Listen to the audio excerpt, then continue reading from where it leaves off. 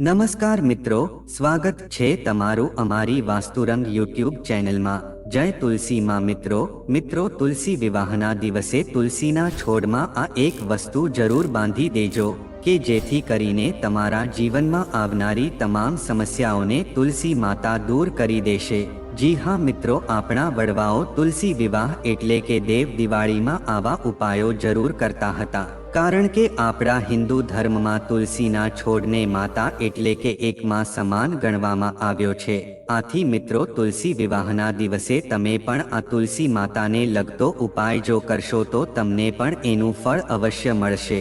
અને આ ફળ એવું હોય છે કે જે તમને ધનતેરસ તેમજ દિવાળીના દિવસોમાં ન મળેલું હોય। તેમજ જો તમારી કોઈ મુશ્કેલી હોય, જેવી કે પિતૃદોષ, કુંડળી દોષ, નજરદોષ અથવા પરિવારના કોઈ સભ્ય કે જેના લગ્ન ના થતા હોય અથવા તો કોઈ ગંભીર બીમારીઓથી પીડાઈ રહ્યું હોય, જેવી તમામ સમસ્યાઓ આ તુલસી વિવાહના દિવસે તુલસીના છોડમાં આ એક વસ્તુ બાંધવાથી દૂર થઈ જશે અને તમારી સર્વ મનોકામના પૂર્ણ થશે, તેમજ તમને ધનલાભ થશે।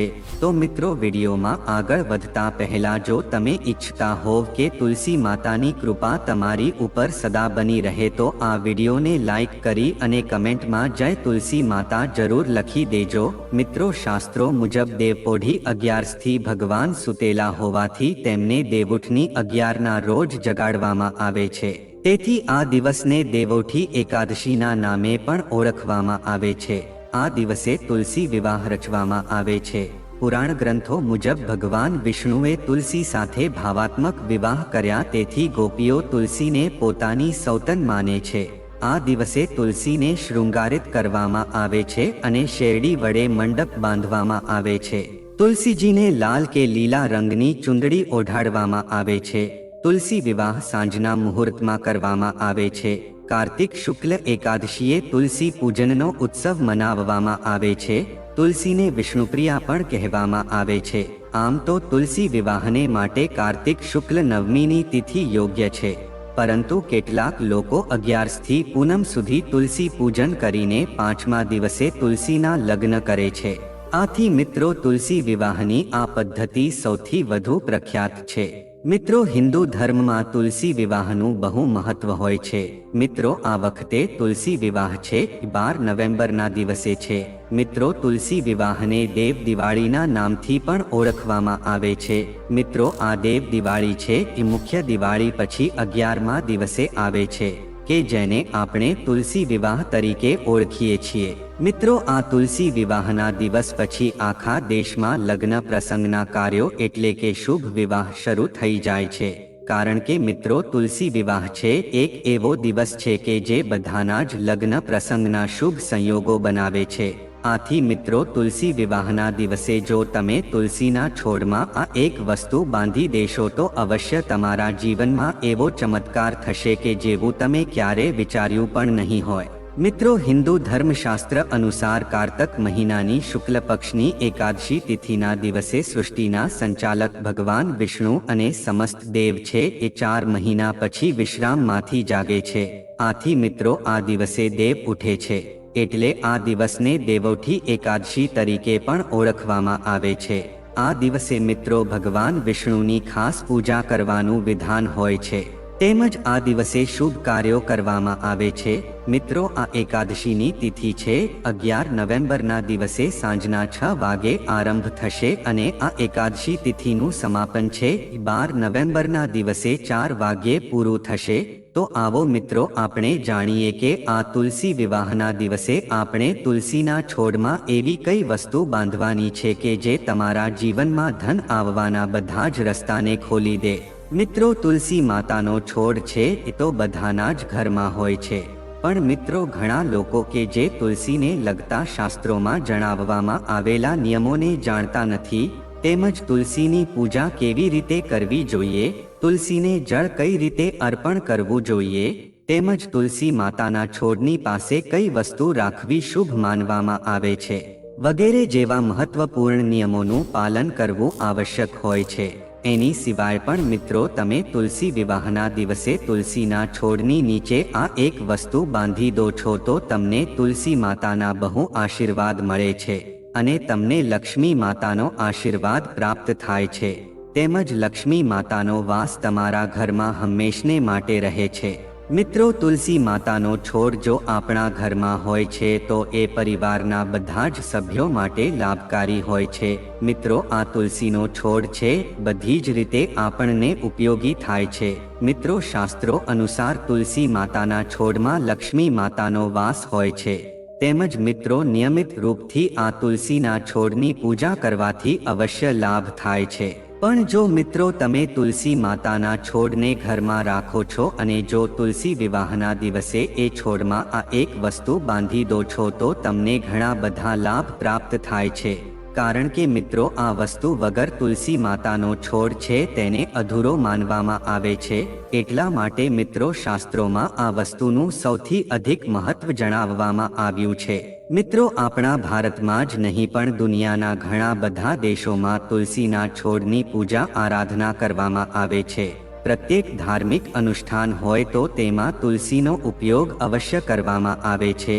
મિત્રો, વિષ્ણુ પુરાણમાં તુલસીના છોડને ભગવાન વિષ્ણુની પત્ની માનવામાં આવે છે, આટલા માટે તુલસી છે એ જગત જનની છે। મિત્રો, તુલસીને સમસ્ત દેવી દેવતાઓનું વરદાન પ્રાપ્ત છે, આટલા માટે તુલસીના પાનને અમૃતના ગુણોથી યુક્ત કહેવામાં આવ્યું છે। મિત્રો, આ ઉપાયનું ફળ તમને ત્યારે જ પ્રાપ્ત થાય છે કે જ્યારે તમે આ વિડીયોને લાઈક કરો છો, કેમ કે તમારી એક લાઈકથી માં લક્ષ્મી ખૂબ જ પ્રસન્ન થાય છે અને તમને ખૂબ જ આશીર્વાદ આપે છે। માટે મિત્રો આ વિડીયોને લાઈક કરવાનું તો ભૂલતા નહીં। મિત્રો, જે સ્થાન ઉપર તુલસીનો છોડ હોય છે એ સ્થાન ઉપર બ્રહ્મા વિષ્ણુ મહેશ એટલે કે ત્રિદેવનું નિવાસ હોય છે અને તુલસી માતાના છોડની પૂજા કરવાથી બધા જ પાપ સમાપ્ત થઈ જાય છે। તો મિત્રો શાસ્ત્રો અનુસાર જે ઘરોમાં તુલસી માતાનો છોડ સદૈવ લીલોછમ રહે છે એ ઘરમાં હંમેશા સુખ શાંતિ અને સમૃદ્ધિ બની રહે છે। તેમજ ભગવાન વિષ્ણુની પૂજામાં અને તેને જે ભોગ ચઢાવવામાં આવે છે તેમાં તુલસીના પાન અવશ્ય હોવા જોઈએ, કારણ કે મિત્રો તુલસી પત્ર વિના ભગવાન વિષ્ણુ છે એ કોઈ પણ પ્રકારનો ભોગ સ્વીકારતા નથી। આટલા માટે પ્રત્યેક ઘરમાં તુલસીનો છોડ હોવો એ બહુ શુભ માનવામાં આવે છે। જો તમારા ઘરમાં તુલસીનો છોડ છે તો સુખ શાંતિ અને સમૃદ્ધિ માટે તુલસી માતાને ચુંદડી અવશ્ય ચડાવજો।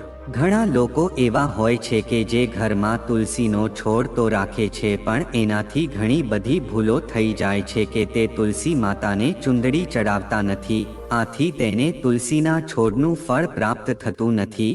તેમજ એક વસ્તુનું ધ્યાન રાખજો કે તુલસીનો છોડ છે એક ચુંદડી વગર અધૂરો માનવામાં આવે છે। મિત્રો, તુલસીનો છોડ છે એ માત્ર એક છોડ જ નહીં પણ તેને વિષ્ણુ ભગવાનની પત્ની માનવામાં આવે છે કે જેને આપણે માતા માનીએ છીએ। આટલા માટે તુલસીના છોડને ચુંદડી અવશ્ય અર્પણ કરવી જોઈએ। આ વસ્તુ કરવાથી પતિ પત્નીના જીવનમાં પ્રેમ અને વિશ્વાસ વધે છે, તેમજ ઘરમાં રહેવાવાળી મહિલા જે છે તે સૌભાગ્યશાળી રહે છે। પણ મિત્રો, જ્યારે પણ તમે તુલસીને જે ચુંદડી ચડાવો છો તો તમારે એક વસ્તુનું ખાસ ધ્યાન રાખવાનું છે કે ચુંદડી છે એ લાલ કલરની જ ચડાવવી જોઈએ, કારણ કે લાલ રંગનો સંબંધ છે એ મંગળ ગ્રહની સાથે હોય છે અને બુધ ગ્રહનો તુલસીની સાથે સંબંધ હોય છે। તેમજ મંગળ અને બુધ મિત્ર નથી, બુધ અનુકૂળ શુક્ર ગ્રહ છે અને શનિ છે। આટલા માટે તુલસી ઉપર લાલ ચુંદડી ચડાવવી જોઈએ।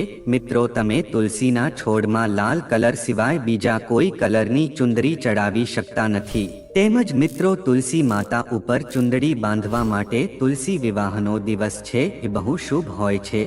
તો મિત્રો, આપણે હવે જાણીએ કે તમારે તુલસી વિવાહના દિવસે તુલસીના છોડને એવી કઈ વસ્તુ બાંધવાની છે। તો મિત્રો, જ્યારે તુલસી વિવાહ હોય ત્યારે સવારે વહેલા સ્નાન કરીને તમે તુલસી માતાની પૂજા કરીને તમે તેને લાલ ચુંદડી બાંધી દેશો તો માં લક્ષ્મી તમારા ઘર ધન ધાન્યથી ભરી દેશે, તેમજ તમારી સમસ્ત મનોકામના પૂરી થશે। મિત્રો, તમે કોઈ પણ એકાદશી તેમજ દેવઉઠી એકાદશીના દિવસે નવી ચુંદડી લાવીને તેને તુલસીના છોડ ઉપર બાંધી દેજો। આનાથી તમને ઘણું ખરું શુભ ફળ મળશે। તેમજ જો ચુંદડી છે એ જૂની થઈ જાય તો જૂની ચુંદડીને એકાદશીના દિવસે જ બદલવી જોઈએ। તેની સાથે જ તુલસીનો વિવાહ અવશ્ય કરવા જોઈએ। આનાથી મનુષ્યના બધા જ દુઃખોનો અંત આવે છે, તેમજ સાંસારિક જીવન છે સુખમય વીતે છે. તેમજ મિત્રો, અમુક લોકો એવા હોય છે કે જાણ્યા સિવાય તુલસીના છોડની પાસે અમુક એવી વસ્તુ રાખે છે કે જેનાથી તુલસીનું અપમાન થાય છે. તુલસીનો છોડ છે બહુ સંવેદનશીલ હોય છે, એની સરખી રીતે સંભાળ રાખવી જોઈએ, ત્યારે જ આપણને શુભ ફળની પ્રાપ્તિ થાય છે. આટલા માટે મિત્રો, તુલસીના છોડની પાસે તમારે કોઈ પણ અપશબ્દો બોલવા ન જોઈએ. તુલસીના છોડની પાસે મિત્રો ભૂલથી પણ બૂટ, ચપ્પલ અથવા તો સાવરણી જેવી વસ્તુ રાખવામાં આવતી નથી. જો આ ભૂલ થાય છે તો તેને બહુ ઘોર પાપ માનવામાં આવે છે. જ્યાં પણ તુલસીનો છોડ હોય છે એ સ્થાનની આજુબાજુમાં થૂંકવાથી ઘોર અનર્થ થાય છે. તે મુજબ તુલસીના છોડની પાસે કોઈ પણ પાણીથી ભરેલું વાસણ ન રાખવું જોઈએ. તેમજ તુલસીની નીચે જો તમે દીવો પ્રગટાવો છો તો તે જ્યાં સુધી દેવો પ્રગટતો હોય છે ત્યાં સુધી તમે તેને ત્યાં રાખી શકો છો. જ્યારે તે દીવો બુજાઈ જાય છે તો તેને લઈ લેવો જોઈએ, કારણ કે મિત્રો, તુલસીની નીચે બુજાઈ ગયેલો દીવો રાખવો એ બહુ અશુભ માનવામાં આવે છે. જે સ્થાન ઉપર તુલસીનો છોડ હોય છે એ સ્થાનને હંમેશા આપણે સ્વચ્છ રાખવું જોઈએ. એટલા માટે મિત્રો, નિયમિત રૂપથી તુલસીના છોડની પાસે સાફસફાઈનું ધ્યાન રાખવું જોઈએ. તુલસીના છોડમાં શિવજી અને ગણપતિ દાદાની પ્રતિમાનો રાખવી જોઈએ. તેની સાથે જ તુલસીના કુંડામાં અન્ય બીજા પ્રકારના કોઈ પણ છોડ રોપવા ન જોઈએ. તેમજ તુલસીના છોડની પાસે કપડાં સૂકવવા ન જોઈએ. આનું કારણ એ છે કે આ તુલસીના છોડમાં ગંદુ પાણી છે આવી શકે છે કે જેથી તે અશુભ માનવામાં આવે છે. તેમજ મિત્રો, જ્યારે પણ તમે તુલસીના પાન તોડો છો તો તેને નખથી ન તોડવા જોઈએ. આ વસ્તુ બહુ અશુભ માનવામાં આવે છે. તેમજ મિત્રો, જો તુલસીના પાંદડા છે એ સુકાઈની નીચે ખરી પડે છે તો તેને કચરા પેટીમાં ન નાખવા જોઈએ, પણ તે સુકાઈ ગયેલા પાંદડાને પણ તુલસીની માટીમાં જ દાટી દેવા જોઈએ. તેમજ મિત્રો, રવિવારના દિવસે તુલસીના પાન ન તોડવા જોઈએ. તેની સાથે જ રવિવારના દિવસે તુલસી માતાને જળ પણ અર્પણ ન કરવું જોઈએ. પણ અન્ય દિવસોમાં તમારે નિત્ય તુલસીના છોડને જળ અર્પણ કરવું જોઈએ અને સાંજના સમયે દીવો પ્રગટાવવો જોઈએ. ઘણીવાર એવું થતું હોય છે કે મહિલા છે એ સ્નાન કરીને પછી પોતાના વાળ ખુલ્લા રાખીને તુલસીને જળ અર્પણ કરે છે. આવું કરવું બહુ અશુભ માનવામાં આવે છે. મહિલાઓને હંમેશા પોતાના વાળ બાંધીને અને તેના માથા ઉપર સિંદૂર લગાવીને જ તુલસી માતાને જળ અર્પણ કરવું જોઈએ. આનાથી તુલસીના આશીર્વાદ પ્રાપ્ત થાય છે. તેમજ મિત્રો, ઘરમાં તુલસી માતાનો છોડ જ્યારે તમે લગાવો છો તો એક વસ્તુનું ધ્યાન રાખજો કે તેના માટે જે માટી તમે રાખો છો એ માટી શુદ્ધ હોવી જોઈએ. તેમજ મિત્રો, તુલસી માતાના છોડ માટે કોઈ પણ ખરાબ માટી ન લેવી જોઈએ, નકર તુલસીનો છોડ સુકાઈ જાય છે. આથી મિત્રો, આ વસ્તુ બહુ અશુભ માનવામાં આવે છે. તેની સાથે જ આપણે તુલસીનો છોડ છે એ કોઈ ગંદી જગ્યા ઉપર ન રોપવો જોઈએ. જ્યાં શુદ્ધ હવા અને શુદ્ધ વાતાવરણ તેમજ શુદ્ધ જગ્યા હોય ત્યાં જ આપણે તુલસીનો છોડ છે એ રોપવો જોઈએ. તેની સાથે જ બાથરૂમમાં જેવી જગ્યા પાસે તુલસીનો છોડ ન હોવો જોઈએ. જો તેની આજુબાજુમાં તુલસીનો છોડ હોય છે તો તુલસી માતા ઉપર ગંદુ પાણી આવી શકે છે. આથી આ વસ્તુ બહુ અશુભ માનવામાં આવે છે અને તમને ઘોર પાપ લાગે છે. આથી આ ભૂલ ન કરવી જોઈએ.